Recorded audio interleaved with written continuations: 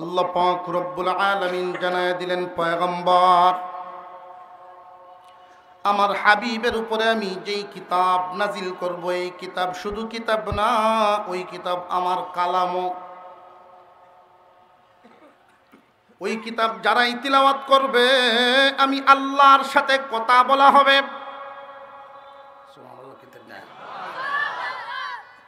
হুজুর আকরাম সাল্লাল্লাহু আলাইহি ওয়াসাল্লাম কুরআনুল কারীম, আল্লাহর রসুলকে আল্লাহ যত মুআজিজা দিয়েছিলেন, বড় এক মুআজিজা আল্লাহর কালাম কুরআনুল কারীম। অন্যান্য নবীগণকে আল্লাহ মুআজিজা দিয়েছেন, নবীগণ বিদায়, তাদের মুআজিজাও বিদায়। মুহাম্মাদুর রাসূলুল্লাহ সাল্লাল্লাহু আলাইহি ওয়াসাল্লাম বিদায় হয়ে গেছেন, কিন্তু ওনার সবচেয়ে বড় মুআজিজা কুরআনুল কারীম রেখে গেছে। কেন রাখলেন? কারণটা কি? আল্লাহর পয়গম্বর বলেন, দুইটা বস্তু তোমাদের মধ্যে আমি রেখে গেলাম রে মায়ার উম্মত, কিয়ামত পর্যন্ত তোমরা যদি এই দুই বস্তুকে আঁকড়ায় রাখতে পারো, পথভ্রষ্ট হবে না, লাঞ্ছিত বঞ্চিত হবে না, কোনো জাতি তোমাদের কান ধরে ঘোরাতে পারবে না। তারাকতু ফীকুম আমরাইন লান তাযিল্লু মা তামাসসাকতুম বিহিমা কিতাবাল্লাহি ওয়া সুন্নাতা রাসূলি। আপনার আমার পয়গম্বর বলেন, দুইটা বস্তু রেখে গেলাম, আঁকড়ে ধরবা, পথভ্রষ্ট হইবা না, কোনো জাতি তোমাদেরকে শাসন করতে পারবে না, কোনো জাতি তোমাদেরকে মরলগিরি করতে পারবে না। তো আজকের দুনিয়ায় লক্ষ্য করে দেখেন, মুসলমান বড় বড় দালানের মালিক ঠিক আছে, আগে টিনের ঘরে থাকতাম, এখন বিল্ডিং বানাইলাম, এটার দ্বারাই কিন্তু চূড়ান্ত উন্নতি মনে করবেন না। মুসলমানদের ইসলাম কিন্তু নিরাপদ না, মুসলমানদের জানমালের নিরাপত্তা নাই, মুসলমানদের দ্বীনের নিরাপত্তা নাই। আজকে মুসলমানদের দেশে মুসলমানদের ইসলামের বিরুদ্ধে আইন করা হয়, প্রতিবাদ করার সাহস করতে পারে না।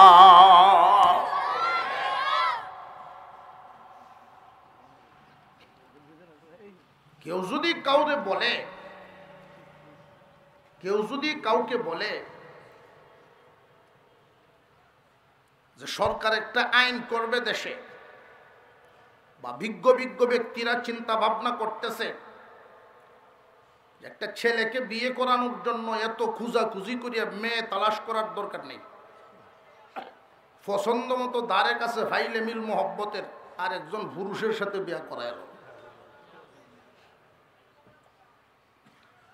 নারী নিয়েও অনুরূপ, তার মিলের মোহব্বতের কেউ যদি তাকে জোড়া লাগাই দেও, বিধানটা কি আল্লাহর না মানুষের? ডরায় না, একটু জোরে কোন, আল্লাহর না মানুষের?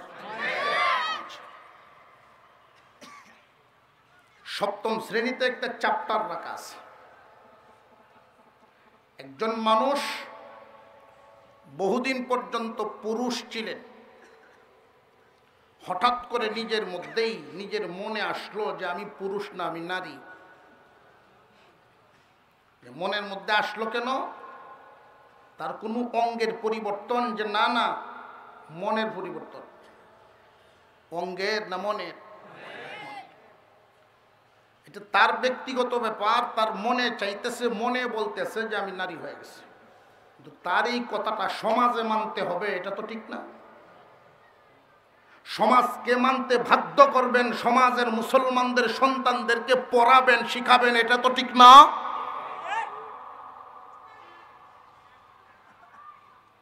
বিশেষজ্ঞ ব্যক্তিরা পরামর্শ দিলেন এই চ্যাপ্টার বাতিল করেন।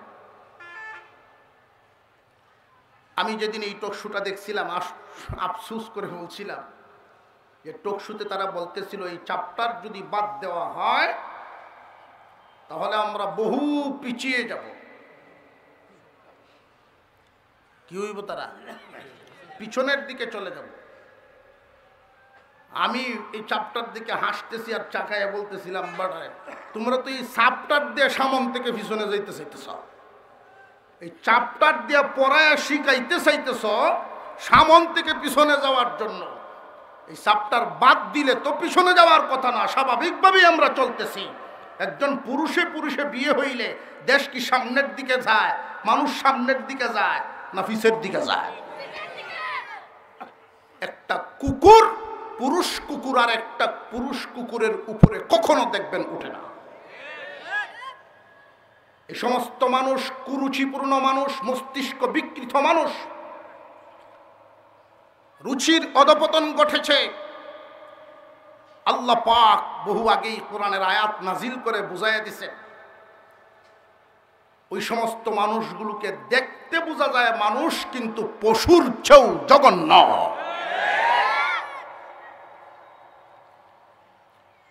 মুসলমান ইমানদার ভাইয়েরা আমার,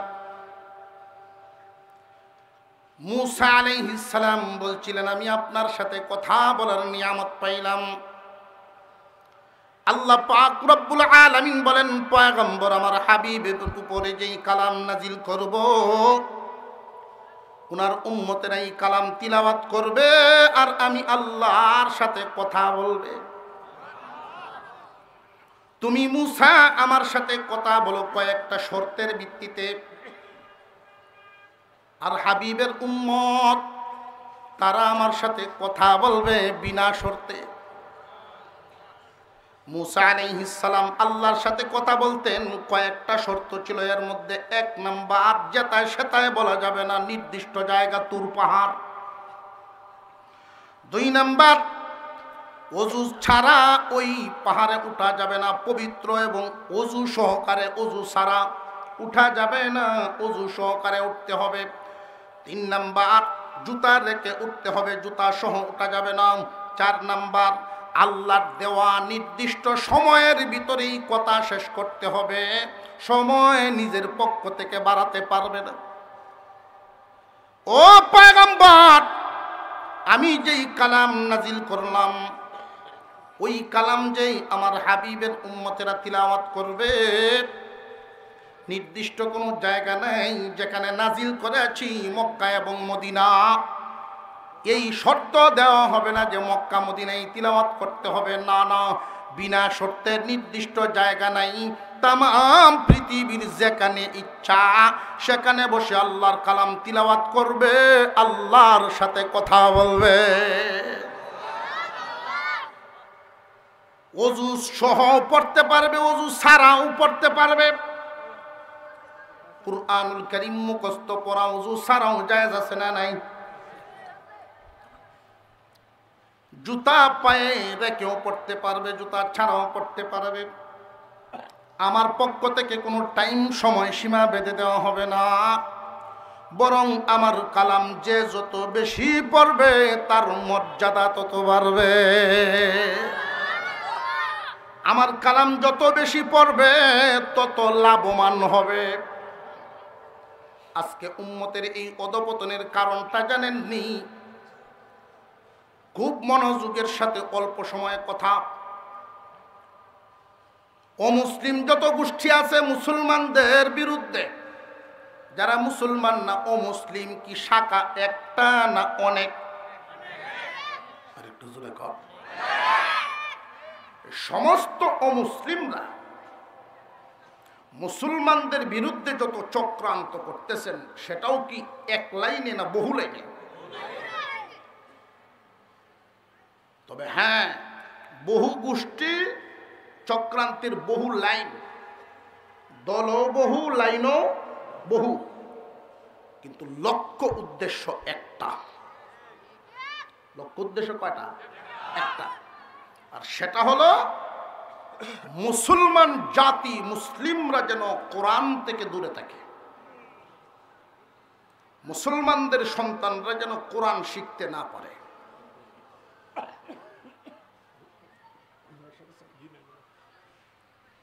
কেন? মুসলমানরা যদি দুনিয়ার জমিনে পাহাড় পরিমাণ সম্পদের মালিকও হয়ে যায়, তাদের মাথা ব্যথার কারণ নেই।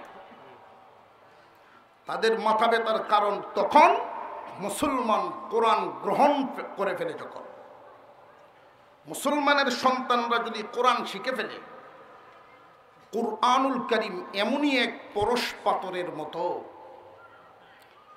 কম দামা মাটির মানুষকে কোরআনের ছোঁয়ায় সোনার মানুষ বানায় দেয়। কুরআনুল কারীম এমন এক পরশ পাথরের মতো যে কোরআনের সাথে যেই লাগে, যে কোনো বস্তু কোরআনের সাথে লাগে তার দাম বেড়ে যায়। 10 লক্ষ টাকা দিয়েও যদি কেউ শাড়ি খরিদ করে, লক্ষ্য করে দেখবেন সৌদি আরবের বাজারে একটা শাড়ি বিক্রি হয়েছে 10 লাখ টাকা দাম। এই শাড়িটা ব্যবহার করার সময় পায়ে লাগবো নি না লাগতো না? কোনোদিন কি সালাম করবো, চুমা খাইবনি? কিন্তু 100 টাকা গজের কাপড় আল্লাহর কালামের গায়ের গিলাফ হওয়ার কারণে তার দাম কিন্তু বেড়ে যায়। এক টুকরা কাঠ, কত দামি দামি ফার্নিচার আমরা দেখি, লক্ষ লক্ষ টাকা খরচ করে মানুষ ফার্নিচার বানায়। এই ফার্নিচারের মধ্যে শিশু বাচ্চারা পেশাব পর্যন্ত করে। কিন্তু আল্লাহর কালামের চেয়ার বানার জন্য এক টুকরা কাঠ দিয়ে যখন রেহাল বানানো হয়, ওই এক টুকরা কাঠের দাম কত বাড়িয়া যায়। যেই ইমানদার মুমিন নামাজ পড়ে না, কোরআন পড়তে জানে না, সেও কোনোদিন সহ্য করবে না যে তার সন্তানের পাটার রেহালে লেগে যাক, ইমানদারের কলিজায় ধাক্কা লাগে। কুরআনুল কারীম এমন এক পরশপাতের মতো, পরশপাতরের চেয়েও দামি আল্লাহর কালাম। মুসলমান সন্তানেরা খুব জেনে রাখবেন, হুজুর আকরাম সাল্লাল্লাহু আলাইহি ওয়াসাল্লাম বলে গেছেন, কোরআনকে তোমরা আঁকড়ে ধরো, আল্লাহর কালামের হেফাজত করা। কোরআনের হেফাজত যারাই করবে, আমরা একটা কথা ভুলে গেছি মুসলমান, এই কথাটা ভুলে গেছি। মনে করি যার সন্তান আছে 5 জন, মাদ্রাসার দেয় 1 জন, বাকি 4 জনকে কিন্তু তুমি বাবা হিসেবে বাবা হইয়াও সন্তানটাকে মারাত্মকভাবে ঠকায়া দিলেন। কেন জানেননি মুসলমান ভাইরা? আর এই যে ঠকাইলেন, শুধু সন্তানকে ঠকাইন নাই, আপনি নিজেও ঠকছেন। হাফেজ হওয়া, আলেম হওয়া ফরজে কিফায়া, হাফেজ হওয়া আলেম হওয়া ফরজে আইন না, ফরজে কিফায়া। এই পাতারিয়া এলাকায় যদি 5-7 জন বড় বড় আলেম মুফতি হয়ে যান, গড়ে গড়ে আলেম মুফতি লাগবে না, উনাদের দ্বারা খেদমত চলবে। 5-7 জন যদি কুরআনুল কারীমের হাফেজ হয়ে যান, কোরআনের হেফাজত করার দায়িত্ব এদের দ্বারা আদায় হবে। এই এলাকার লাইব্রেরিগুলো, কোরআনের পাতা, লাইব্রেরিগুলো কাগজের পাতার কুরআনুল কারীমের কপি যদি বেদিন কাফেররা সরায়াও ফেলে, মানুষের ভিতর থেকে তো আর কোরআন নিতে পারবে না। হাফেজ হওয়া ফরজে কিফায়া, আলেম হওয়া ফরজে কিফায়া, কিন্তু কুরআনুল কারীমের তিলাওয়াত সহি শুদ্ধভাবে শিক্ষা করা, 30 পারা কোরআন সহিভাবে তিলাওয়াত করতে জানা সকল নারী পুরুষ মুসলমান নর নারীর জন্য ফরজে আইন। ফরজে কিফায়া না ফরজে আইন? আরো জোরে কোন, ফরজে কিফায়া না ফরজে আইন? আপনি বাবা হইয়া আপনার সন্তানটারে যে আপনি ঠকায়া দিলেন, জেনে রাখবেন না বুঝার কারণে যেই কাজটা করলেন, এই ভুলের মাসুল কিন্তু আপনাকে একদিন দিতেই হবে। আপনার সন্তান ডাক্তার হয়েছে ঠিক, কিন্তু কোরআনের জন্য সে মূর্খ রয়ে গেল। আপনি একজন মুসলমান, আমাদের জিন্দিগি দিয়েছেন আল্লাহ দুইটা, একটা হইল ইহকাল আর একটা হইল পরকাল। এই ইহকালের জিন্দিগি চিরদিনের জন্য নয়, ক্ষণস্থায়ী জিন্দিগি। পরকালের জিন্দিগি চিরস্থায়ী জিন্দিগি। এই ক্ষণস্থায়ী জীবন পাড়ি দিয়ে যখন চিরস্থায়ী জিন্দিগির দিকে যাব, দুনিয়ার জমিনে যার যত টাকা বেশি তার তত বিলাসিতা বেশি, পজিশন উন্নত বেশি। কিন্তু আখিরাতে যার কাছে যত নেকি বেশি তার হবে বিলাসিতা বেশি। আল্লাহর কালাম এমনই এক দামি দৌলত, কুরআনুল কারীম তিলাওয়াত করার কারণে কি কি ফায়দা হয়, আজকে উম্মতে মুহাম্মাদি কি কি ক্ষতির মধ্যে আছে একটু হিসাব মিলায় নেই। মুসলমান, আল্লাহর পয়গম্বর এক হাদিসের মধ্যে বর্ণনা করেন, قال النبي صلى الله عليه وسلم إن الذي ليس في جوفه شيء من القرآن كالبيت الخريب। রে আমার মায়ের উম্মত, এই ফরজে আইন যদি তোমরা পালন না করো তোমাদের কি ক্ষতি হবে আমার কাছ থেকে শুনো, আমি বলে যাই। আল্লাহর পয়গম্বর বর্ণনা করেন, যার ভিতরে কোরআন শিক্ষা নাই, কোরআনের কোনো অংশ নাই, তার ভিতরটা বিরান ঘরের মতো। বিরান ঘর, বাড়িঘর আছে ঠিক, মানুষ থাকে না। অনেক মৌলভীবাজার সিলেটের অনেক লন্ডনী বাড়ি এমন আছে তালা লাগানো, বাউন্ডারিতেও গেট করা আছে তালা লাগানো। তারা যখন দেশে আসে আগের থেকে চিঠি বা এখন তো টেলিফোন করে, পরিষ্কার করো, আমরা আগামী সপ্তাহে আইতেছি। 10 বছর 5 বছর পরে যারা পরিষ্কার করতে ঢুকেন, জিজ্ঞাসা করবেন সেখানে গিয়ে কাদের বসবাস পায়। বহু ধরনের প্রাণীদের বসবাস শুরু হইয়া যায়। আল্লাহর নবী বলেন, যার ভিতরে কোরআনের কোনো অংশ থাকে না, শয়তানও বহু ধরনের বেশভূষা নিয়ে তার ভিতরে বিরাজ করে। শয়তান তার ভিতরে বিরাজ করার কারণে তার অবস্থাটা কেমন হয় জানেন? কুফরি করাইব, টের পাবে না।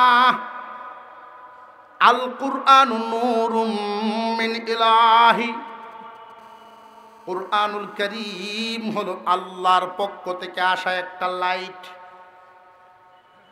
কুফরি করাবে, দেখবে না কারো, অন্ধ বেদাতের মধ্যে লাগায় দিবে, টের পাবে না, অন্ধ।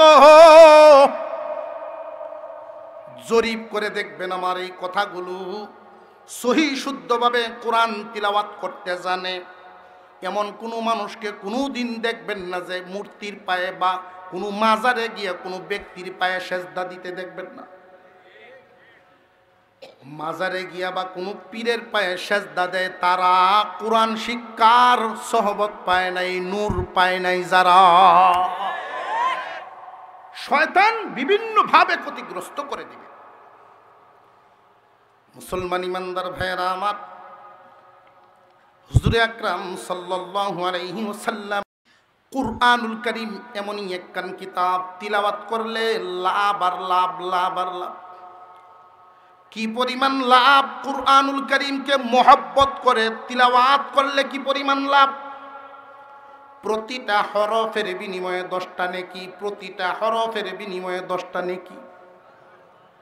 এমন একটা সময় আমাদের দেশে ছিল, প্রায় বাড়িঘর থেকে ফজরের নামাজের পর জানালা দিয়ে আওয়াজ বের হইতো, ঘরের বারান্দার থেকে আওয়াজ শোনা যাইত। মুরব্বীরা আল্লাহর কালাম তিলাওয়াত করতেন, ঠেকে টুকে পড়তেন, সহি শুদ্ধ তেমন উচ্চারণ হতো না, কিন্তু কোরআনের মহব্বতে ভরা ছিল তাদের মনটা। আমরা এখন উন্নত বিশ্বের দিকে যাচ্ছি, আসলে কি আমরা সামনের দিকে যাচ্ছি? কোরআন বাদ দিয়া কেউ কোনোদিন সামনের দিকে যেতে পারবে না। মুসলমান জানিয়া রাখবেন, কুরআন থেকে যত দূরে বুঝবেন আপনার অধপতন নিশ্চিত। কোরআনের আলো ছাড়া কেউ কোনোদিন রাস্তা পাবে না। খুতবায় তিলাওয়াত করেছি সূরা ইব্রাহিমের প্রথম অংশ। আল্লাহ বলেন আলিফ লাম রা কিতাবুন আনজালনাহু ইলাইকা লিতুখরিজান নাসা মিনাজ যুলুমাতি ইলান নূর। ও দোস্ত আমার, কুরআনুল কারীম একটি এমন কিতাব, এই কিতাব আপনার কাছে আমি পাঠাইলাম, নাজিল করলাম কেন জানেননি? লিতুখরিজান নাসা মিনাজ যুলুমাতি ইলান নূর। এই কোরআনের মাধ্যমে মানুষকে আপনি কুফরের অন্ধকার, বেদাতের অন্ধকার, শিরিকের অন্ধকার, তার জিন্দিগির সমস্ত বদ্দিনীর অন্ধকার থেকে তাদেরকে আলোর দিকে আনবেন। কোরআনের শিক্ষা ছাড়া কেউ কোনোদিন আলোকিত হতে পারে না। আফসোস, আল্লাহ এই নিয়ামত আমাদেরকে দিছেন, আমরা নিয়ামতের কদর বুঝতেছি না। বৃষ্টির পানি যখন আসমান থেকে নাজিল করেন আল্লাহ, এই বৃষ্টির পানিটা জমিনে যখন পড়ে, জমিনের মাটি 4 ভাগে বিভক্ত, 4 ধরনের মাটি আছে। এই পানিটা গ্রহণ করার হালতও 4 ভাগে বিভক্ত। কোন মাটি বৃষ্টির পানি নামক নিয়ামত, বৃষ্টির পানি আল্লাহর নিয়ামত, কোনো সন্দেহ আছে? নাইর আওয়াজ কয়েকজন গেছে, বাকিরা মনে হচ্ছে না সেলো মেশিন বেরিয়ে গেছি, মেশিনেও কামাইতো না। বৃষ্টি যদি বন্ধ হয়, আমি রাস্তা দিয়ে যাই, দেখি আমার সালাম দে, কিরি মানুষ কুনানো আমার সালাম দিল, অনেক বড় এক গর্তের ভিতর থেকে, এই নাকি তার রস, মেশিন ঠিক করি, গাতার ভিতরে 20 ফুট নিচে নামাইছে মেশিন, পানি লাগাল ভাই না, লেয়ার নিচে নেমে গেছে। আমি বললাম বাবা রে, এই 20 ফুট নিচে না নামাইয়া 2 ফুট উপরে হাত তুল। আল্লাহ আসমান থেকে বৃষ্টি দিলে উপর থেকেও রহমত পড়বে, নিচ থেকেও রহমত উপরে উঠবে। সবকিছুর মালিককে এই বিশ্বাস যদি হয়, লাইনে আসো, বেলাইনে ঘুরলে লাভ নাই। এই বৃষ্টির পানিটা কোন জমিনে গ্রহণ করে উপকৃত হয়, ফল মূল শাক সবজি কত কিছু হইতেছে, এটা উপকারী জমিন।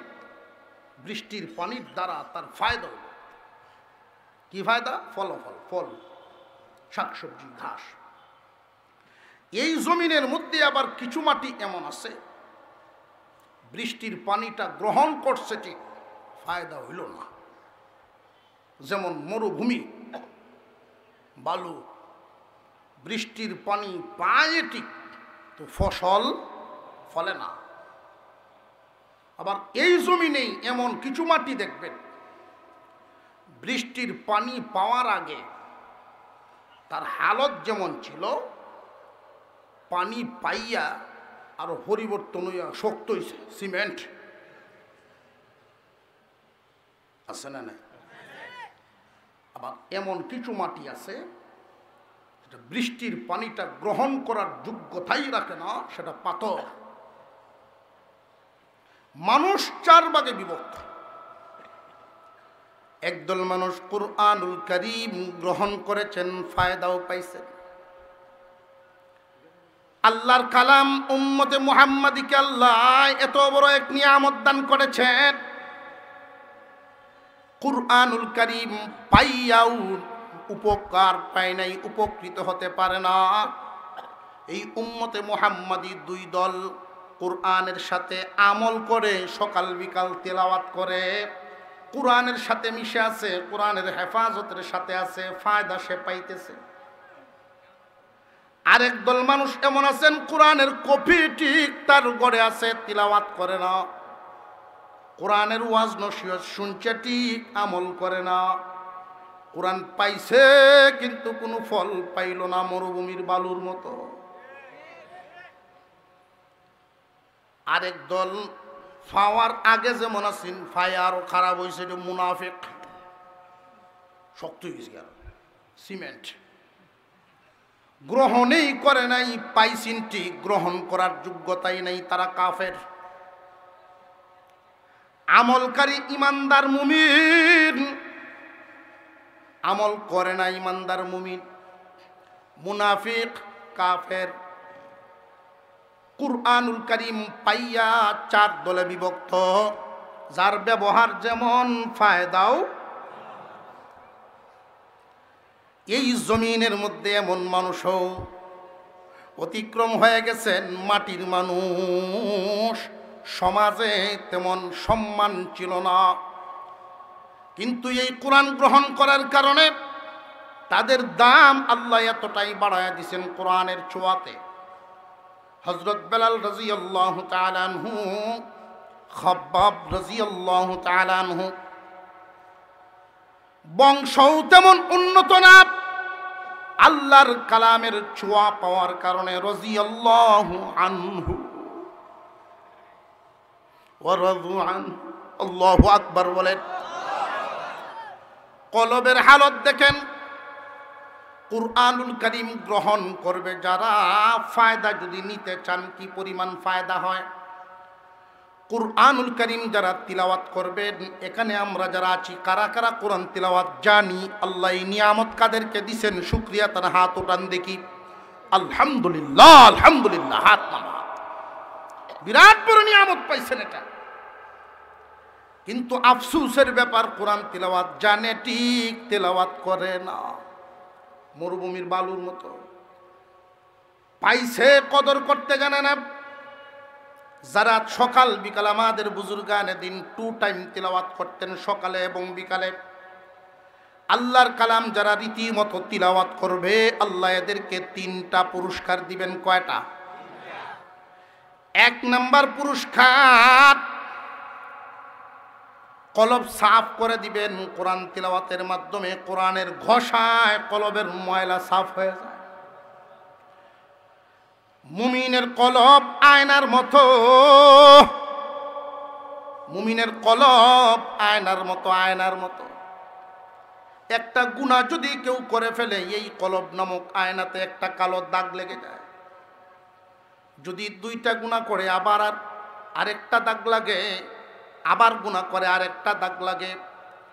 মানুষ দুনিয়ার জমিনে থাকলে কাপড় ব্যবহারের মতো, কাপড় চোপড় ব্যবহার করলে ময়লা হবে, বুদ্ধিমান তারা পরিষ্কার করে ধুয়ে রাখে যারা। আল্লাহর কালাম তো আল্লাহ দান করেছেন, গুনার ময়লা সাফ করো, কলবের আয়না পরিষ্কার করো। খুব ভালো করে জেনে রাখবেন ইমানদার, এই গুনাহ নামক ময়লা কলবে লাগতে লাগতে লাগতে লাগতে এক সময় এমন এক অবস্থা হইয়া যায়, কারোর কলব সচল, কারোর কলব অচল। কলবটা অচল আর সচলের বেশকমটা খুব ভালো করে বুঝে রাখবেন।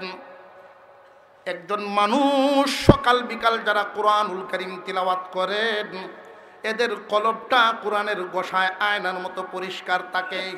তার সামনে কোনো কুফুরি আসলে চেহারা যেমন দেখা যায়, কুফুরিটাও তার চোখে বাইসা যায়। তার সামনে যদি কোনো শিরিক বেদাত আসে, আয়নার সামনে চেহারা যেমন পরিষ্কার, এই বদ্দিনীটাও এমন পরিষ্কার বাইসা যায়। আর যদি এই কুরআনুল কারীমের তিলাওয়াত নাই, গুনাহ নামক ময়লা সাফ করে না, কলবের দাগ লাগতে লাগতে লাগতে লাগতে তার কলবের অবস্থা হয় এমন, পুরাটাই কালো হয়ে গেছে, এখন আর দেখে না। এটা কি সচল না অচল? একজন মানুষের অসুস্থতার কারণে প্যারালাইসিসের রোগী, পাশেই যদি একটা কয়েল ধরায় দেয়, বিছানার কোনায় কয়েল ধরাইছে মশার জন্য, কয়েলটা পুড়ছে, তুষকের একটা কোনা পুড়ছে, রুগীর 4টা আঙুল, একটা হাতের কয়েকটা আঙুলও পুড়ে গেছে। সন্তানরা জিজ্ঞাসা করে, কি গো আব্বা আপনি যে ডাক দিলেন না, আঙুল যে ফুটছে আমি তো বলতেই পারি না। এই হাতটা কি সচল না অচল?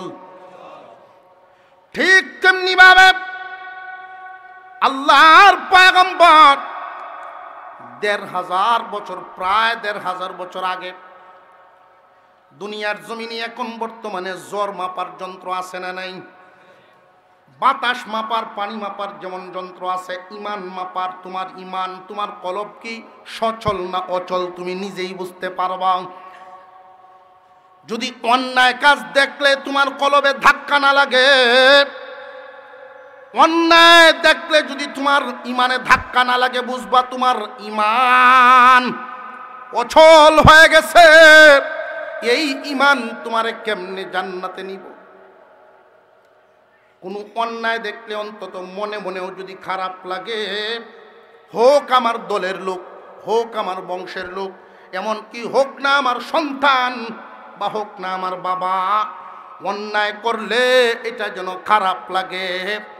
ইমানদার মুমিন খুব ভালো করে জেনে রাখবেন, হুজুর আকরাম সাল্লাল্লাহু আলাইহি ওয়াসাল্লাম কুরআনুল কারীমকে কলবের ময়লা সাফ করার যন্ত্র ব্যবহার করেছেন। লিকুল্লি শাইইন সিকালা, প্রত্যেক বস্তু পরিষ্কার করার জন্য রেত তাকে, রেত ময়লা সাফ করার জন্য রেত তাকে, কলবের রেত হইল কুরআন। কুরআনুল কারীম তিলাওয়াত করলে ১ নাম্বার ফায়দা, কলবের ময়লা সাফ হয়ে আয়না পরিষ্কার। ইচ্ছা করলেই শয়তান তারে ধোঁকা দিয়া বেঈমান বানাতে পারবে না। আল্লাহু আকবার বলেন, আরো জোরে কোন আল্লাহু আকবার। আজকে এই কোরআন থেকে আমরা দূরে সরে লাভবান না ক্ষতিগ্রস্ত? কুরআনুল কারীম যারা তিলাওয়াত করবে, ২ নাম্বার ফায়দা হলো তাদের নেকির পাল্লা এতটাই বাড়ি হবে, এতটাই বাড়ি হবে, নেকির পাল্লাটা বাড়ি হবে। কারণ প্রতি হরফে যদি 10 নেকি হয়, একটা ছোট্ট সূরার মধ্যে কি পরিমাণ হরফ থাকে, একটা লাইনে কতটা হরফ থাকে, একটা পাতায় কি পরিমাণ হরফ থাকবে, একটা পারায় কি পরিমাণ হরফ। আল্লাহু আকবার। একজন মানুষ কি পরিমাণ নেকি অর্জন করতে পারে কোরআন তিলাওয়াতের মাধ্যমে। মুসলমান, আপনার সন্তানকে দুনিয়াতে দুনিয়াদারি শিখাইবেন। আমাদের জীবন যেহেতু 2টা, পরকাল কামানো তো শিখানো দরকার। ডাক্তার বানাবেন, ইঞ্জিনিয়ার বানাবেন, নিষেধ নাই, ব্যবসায়ী বানাইবেন, সব লাইনে মুসলমান প্রয়োজন। কিন্তু প্রত্যেকটা মুসলমান ছেলে মেয়েকে যদি কোরআন সহি শুদ্ধ শিক্ষা দেওয়া হয়, সমাজ পাল্টে যাবে, সমাজের রূপ পাল্টে যাবে। হাফিজ জি হুজুর রহমতুল্লাহি আলাইহিকে ইলেকশনের সময় ওনাকে জিজ্ঞাসা করা হয়েছিল, হুজুর প্রত্যেক নেতারা তো প্রতিশ্রুতি দিতেছে রাষ্ট্রপতি হইতে পারলে অমুকে এই করব, তমুকে সেই করব, আপনি কি করবেন? হুজুর বলেছিলেন, আমি যদি রাষ্ট্রপ্রধান হই, সর্বপ্রথম ৬৮,০০০ গ্রামে ৬৮,০০০ কোরআনের মক্তব বানাবো। এই কথাটা বলাতে বহির্বিশ্ব সহ দেশের অনেক মানুষ মনে করছে হুজুররা চিন্তা। সারা দেশের মানুষদেরকে মৌলবি বানাইব। আমার দেশের ডাক্তার থাকবে না, আমাদের দেশে আর ইঞ্জিনিয়ার থাকবে না, আমাদের দেশে আর কোনো নামি দামি মানুষ হবে না। কিন্তু এখন বুঝে আসতেছে সেই আল্লাহর ওলির কথা। হুজুর বলেছিলেন ৬৮,০০০ গ্রামে ৬৮,০০০ কোরআনের মক্তব বানাবো। এই জন্য প্রত্যেকটা ছেলে মেয়েকে আমার দেশের নাগরিক মুসলমান ৯৫ বার ওরা যদি কোরআনের শিক্ষায় শিক্ষিত হয়, কলব সাফ করে, আমি এদেরকে স্কুল, কলেজ, ভার্সিটি, এরপরে সেক্রেটারিয়াল বিভিন্ন অফিস আদালতে যখন বসাবো, কলবটা আয়নার মতো সাফ থাকবে। দেশের মাল চুরি করে বিদেশ পাচার হবে না। এখন বুঝে আসতেছে কোরআন শিক্ষা না দেওয়ার কারণে হাফিজি হুজুর ডাক্তার হওয়া নিষেধ করেন নাই, ইঞ্জিনিয়ার হওয়া নিষেধ করেন নাই। মুসলমানদের জন্য ৬৮,০০০ গ্রামে ৬৮,০০০ কোরআনের মাদ্রাসার যে দরকার ছিল, যদি আজকে সেইটা বাস্তবায়ন হতো, আজকে আর মুসলমান, বিশেষ করে বাঙালি জাতি, গোলামে পরিণত হয় না। কারণ বিবেক মরে যায়, কোরআন নাই তো বিবেক থাকবে কোত্থেকে? আজকে মুসলমান কোরআন ছাড়ার কারণে খুব ভালো করে জানবেন, সহি শুদ্ধ করে কোরআন তিলাওয়াত করতে পারে এমন মানুষের সংখ্যা তুলনামূলক বেশি না কম? অনেক কম। এই কারণে পরকালের কামাইও কিন্তু বান্দার হয় না। আপনারা লক্ষ্য করে দেখবেন, মুসলমান আমাদের সকলের শেষ ঠিকানা কিন্তু একটা আছে। দুনিয়ার শেষ ঠিকানা জায়নামাজ, মসজিদ, আর আখিরাতের শেষ ঠিকানা আল্লাহ যেন আমাদের জান্নাত বানায় দেন বলে না। দুনিয়াতে ব্যবসায়ী যে সময় আর হিসাব নিকাশ ঠিক রাখতে পারে না, মসজিদও যায়নি না, যায় না। গৃহস্থী যার দ্বারা আর চলে না, শেষ ঠিকানা মসজিদ। মসজিদের বারিন্দার বই তসবিটা কি গো সাহাজি আপনি কোনা সব সারি দিছি, দেখছি কিচ্ছু নাই, কখন কয় ঠিক না? ঠিক। ব্যবসা ছেড়ে দিছি, গৃহস্থী ছেড়ে দিছি, সংসার ছেড়ে দিলাম, সমাজ ছেড়ে দিলাম। বাবা রে, তুমি তো ছাড়ো নাই, তোমারে ছাড়ছে। তুমি ছাড়ো নাই, তোমাকে ছাড়ছে। দেখবেন দান বাক্সত কিছু টেহা সিরা পাওয়া যায়, সিরা টেহা কেটা দেয়। এমন কিছু পাবলিক যে সমস্ত পাবলিকরা কোনো দোকানে নোটটা চালাইতে পারে না, কোনো দোকানে চলে না, পকেটে তুইছে আল্লাহর গরু দিলাই। জীবনের ওই অংশটা আল্লাহকে দেয় যেই অংশটা কোনো কামও লাগে না। গরব হয়েও যদি কথা কয়, বুড়িটা কয় এই শয়তান মসজিদও যাইতারে না, কেটকেট করে গেলি ভাইরে কম টেলায় মসজিদ হয়েছে। জেনে রাখবেন, জোয়ান বয়সে নামাজের আগ্রহ বাড়ে না কেন? না জানার কারণে। সহি শুদ্ধভাবে যদি কোরআন শিক্ষাটা থাকতো, যে যেই বিদ্যা জানে, জানায় তারে টানে।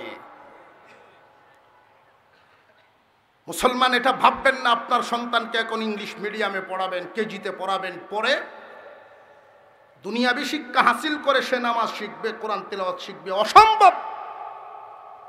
10,000-এ একজন পাবেন না এরকম, 10,000-এও পাওয়া যায় না। পরে আর শিক্ষা হয় না। দুনিয়ার মানুষের গঠন করা শিক্ষা আর আসমানি ওহির শিক্ষা বেশ কম আছে। ওহির শিক্ষার যেই হরফগুলো এক একটা এক এক জায়গার থেকে উচ্চারণ করা লাগে, এটা কচি বয়স ছাড়া উচ্চারণ করা সম্ভব হয় না। আমি দাওয়াতে তবলিগে পাঠাইছি একটা জামাত, 2 জন মুরব্বী, 2 জন আলেম সাথে দিয়া, 17 জনের সাথী, 17 জনই বুড়া মানুষ। আমি ওনাদেরকে বলে দিছি ফাজাইলে আমলের তালিমটা দিবেন একটু কম, সূরার মশক দিবেন বেশি, অন্তত 4টে সূরা টিকো। আপনারা আমরা ওয়াজ এখানে যা করবো এটা তফসির হইব কালকে সার দুহানো, এটাও জানি আমরা, এটা বুঝি। তো এরপরেও সত্য বলতে হবে। নামাজের ভিতরে যদি কেউ আর একজনকে জিগায় কোন সময় সমস্যা নামাজ থাকবো না ভাঙি যাবো, তাহলে বোঝা গেল কিছু কারণ এরকম আছে নামাজ ভঙ্গ হওয়ার।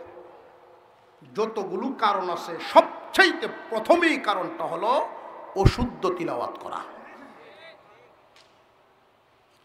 নামাজে অশুদ্ধ তেলাওয়াত নামাজ ভঙ্গের কারণ। 26 দিনের মাথায় 40 দিনের জামাত, 26 দিন পরে একটু রেকর্ড করে শোনাইছে আমাকে, হুজুর কাম হইতো না। কারণটা কি? টাইম নিয়ে অনেক চেষ্টা করি একটু জাগাত আনি, সারতে আবার যেই শুনি রেকর্ড শুনলাম কয় হাম্মা লাতাল ফাতাল।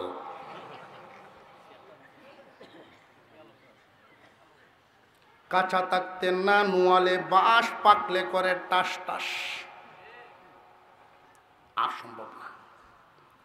কচি বয়সে একটা বাচ্চাকে যেভাবে পড়াতে পারবেন, 3টা বছর শুধু নুরানিতে পড়াবেন, 30 পারা কোরআন শিখাবেন আগে, দুনিয়ার সমস্ত শিক্ষা বিদেশে ডিগ্রি আনেন, অসুবিধা নেই। দুনিয়াবি শিক্ষিত করবেন পরে। কলবটা সাফ থাকবে। বর্তমান সময়ে বেয়াদবির সংখ্যা বাড়তেছে সমাজে, কারণ কি? কোরআন থেকে, কোরআনের স্পর্শ থেকে দূরে যাওয়ার কারণে। আল্লাহ পাক যেন কোরআনের গুরুত্ব বুঝে আমাদের সন্তানদেরকে কোরআন শিক্ষায় শিক্ষিত করার তৌফিক আমাদেরকে দান করেন, বলুন আমিন।